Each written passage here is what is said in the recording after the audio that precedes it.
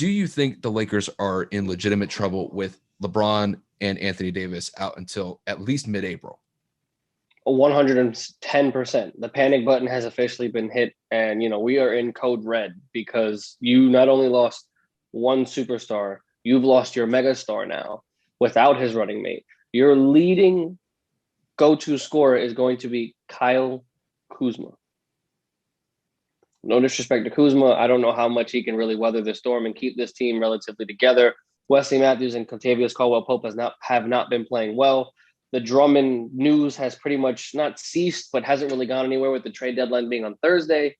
So even with the acquisition of Andre Drummond, I don't know what that's going to do for the facilitation that LeBron James brings, the overall presence, as well as the defensive presence of Anthony Davis. So, the Lakers are in some deep dookie, man. They are right now sitting at the third or fourth seed. If I'm third seed, I see them within the next 3 to 4 weeks falling easily bottom six because they don't have the leadership of LeBron James. They don't have the scoring of AD and LeBron James, and I just don't see them really carrying through it.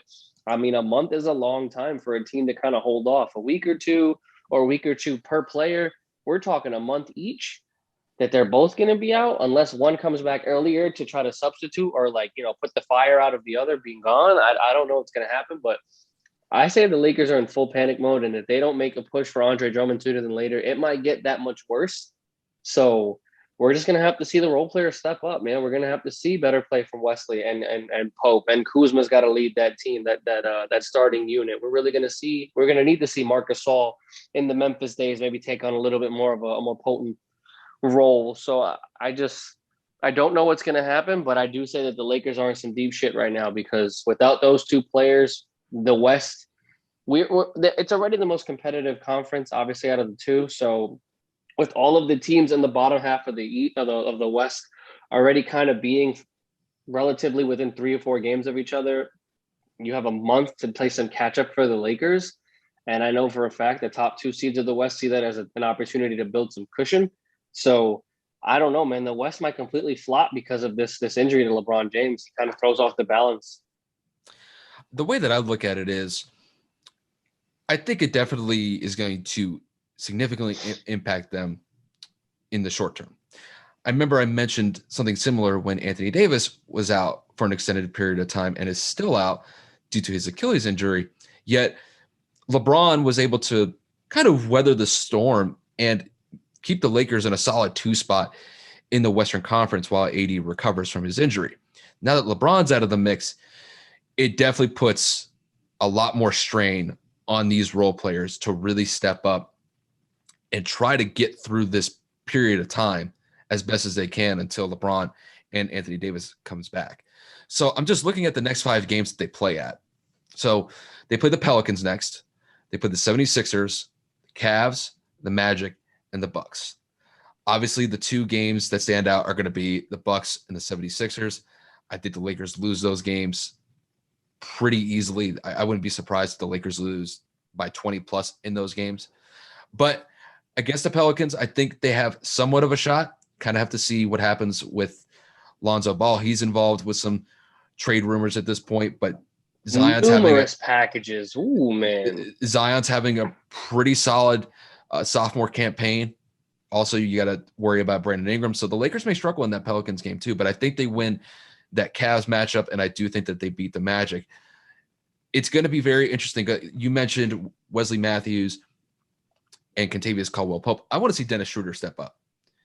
He's a new guy that they brought in to run that point guard position. Listen, he's going to have to step up and probably average somewhere between 20, 25 points during this stretch. They're going to have to he's going to be the main scorer of this team because Kuzma is too inconsistent. Kuzma is what I consider a great spark player. He's a guy that can come off the bench and provide a great spark that can maybe get you 10 to 15 points, get some offensive rebounds. He's not going to go out there and consistently average 20 points a game. He's not really known as that type of basketball player. Now, can he pop off and have a game where he can get 25, 30 points? Yeah, but it's few and far between to see those games for Kuzma. The problem that I see is defensively. With no LeBron, no AD, they're going to give up a lot of points. And I was even looking at some of the advanced metrics in regards to LeBron James defensively. LeBron has he's one of the better players defensively when it comes to the analytics on the defensive side of the ball, which is very odd. But you lose him, you have AD, he's still out of the mix. I just don't see where this team is really going to be able to defend. Marcus is going to be your main centerpiece to defend the rim. Montrezl Harrell, I mean, I don't know if they go small ball. And the thing is, Gasol's been in and out of the lineup the last couple of days. So I don't know how viable he's going to be to protect the rim and, put up some easy points and get some easy rebounds. So the Lakers are going to be in for a rough stretch here. I think once AD and LeBron come back at full strength, I think they'll be fine. I think worst case scenario, I tend to agree with you. I think they'll probably drop somewhere to around the 6th seed. Just looking at the Western Conference standings right now, they're currently at the 3 spot at 28-15. Clippers are right behind them. I imagine the Clippers to overtake them probably by the end of this week, if not next week. I could see them realistically drop to the 6th seed, right where Portland's at 25-17. So the Lakers are, I don't want to say like the Lakers title hopes are completely vanished because of this situation with LeBron dealing with his high ankle sprain. But for the next month, it's going to be some choppy water to go through. But once they get back, they'll be fine. It's scary, man. When you really think about it, this is the problem with teams that rely on like focal point players, like one or two people. Like without one, you're a different team. But I mean, for the most part, they were able to weather the storm, like you said, to kind of like hold themselves up and keep themselves afloat and as a top 3 seed.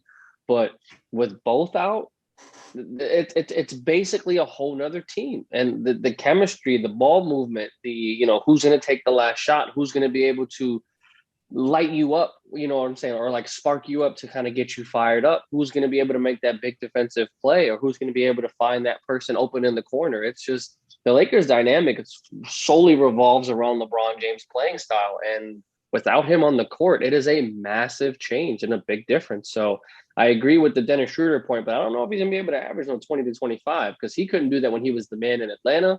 He couldn't do that when he was in OKC. So I don't necessarily see him going out there. I can see him averaging 18 to 20 for sure. But, like I said, other people got to step up. Whichever Morris brother they have, I always forget which one it is. Markieff. Markieff's got to step up and average maybe 10, 12 points. You know what I'm saying? And other role players got to step up too. That guy Horton or Thornton, whatever his name is, that super long guy, that two-way player that they have on the roster. Taylor Horton Tucker. Yeah, he's nice. I've seen a lot of his play, and I know that when he does get minutes, he provides. So, I mean, maybe he can kind of provide some spark off the bench, but who knows, man? The Lakers got to find a way to kind of control this narrative and find a way to stay relevant, because if they go on a big enough skid, even if Bron and AD come back within the month, if God willing, there's no setbacks, that's going to be a hard mountain to climb, because coming from the 8th seed or the 7th seed or the 6th seed in this stacked Western Conference is an uphill battle. And now that they are back home and some fans are in attendance, home court advantage does kind of come back to some form of a leverage, so to speak, in the postseason.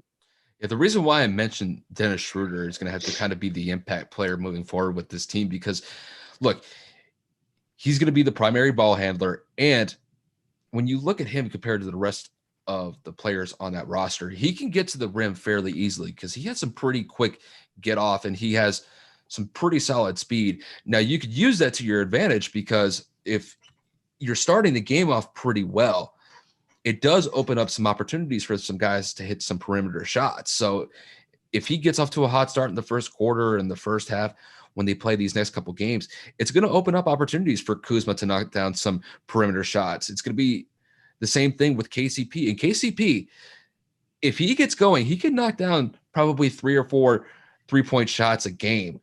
And oh yeah, we saw what happened in last year's postseason. When he gets hot, he gets hot. Yep. And I think it's really going to be, this is going to be a major focal point, is what's going to happen with their bench, because their bench is going to have to really step up here. So you're going to see players like Caruso step up. I don't know if Taylor Horton Tucker is going to step up to the level that you may think that he will. He has shown flashes this year. Just he hasn't really gotten a lot of playing time, but now with LeBron out of the lineup, it's probably going to give a pathway for Talon to really get some solid minutes here and really give a chance to prove himself as they try to weather this storm until probably mid-April.